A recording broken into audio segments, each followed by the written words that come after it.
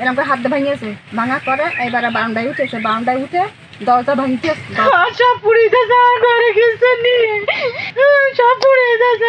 এখন বাচ্চা যে খাবে কি, সে খাওয়ার কোনো ইয়ে নেই, আরো লোকে খাওয়ার চড়তেছে, তাই বলতেছি পুরি যেখানটা মোট কথা যাচ্ছিল সমস্ত সবে বস্তার মধ্যে ভরিয়েছে, বস্তার মধ্যে ভরে মুখ বাইতে অত মাথা তুলে তো ওরা চলে গেছে।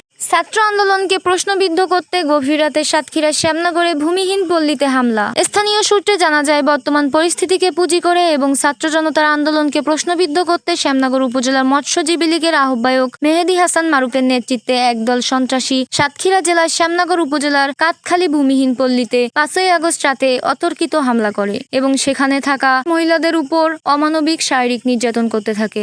এক পর্যায়ে তাদের ঘর থেকে মালামাল লুটপাট, ঘরবাড়ি ভাঙচুর করে আগুন লাগিয়ে দেয় এবং ঘটনার দায় ছাত্র আন্দোলন ও বিএনপি জামায়াতের নেতাকর্মীদের উপর চাপিয়ে দেওয়ার চেষ্টা করে।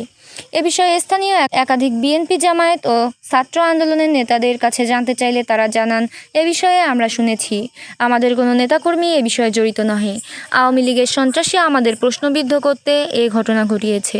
তারা আরও জানান, মেহেদী হাসান মারুফ ও তার পরিবার আওয়ামী লীগের এমপির দীর্ঘদিনের ঘনিষ্ঠ সহচর এবং বিগত আওয়ামী লীগের আমলের অন্যায়ভাবে বিভিন্ন মানুষের বাড়িঘর দখল, বালির টেন্ডার, সরকারি জমির জালিয়াতি করে আত্মসাতের অভিযোগ রয়েছে তার বিরুদ্ধে। এ বিষয়ে দ্রুত প্রশাসনের হস্তক্ষেপ কামনা করেছেন এলাকাবাসী।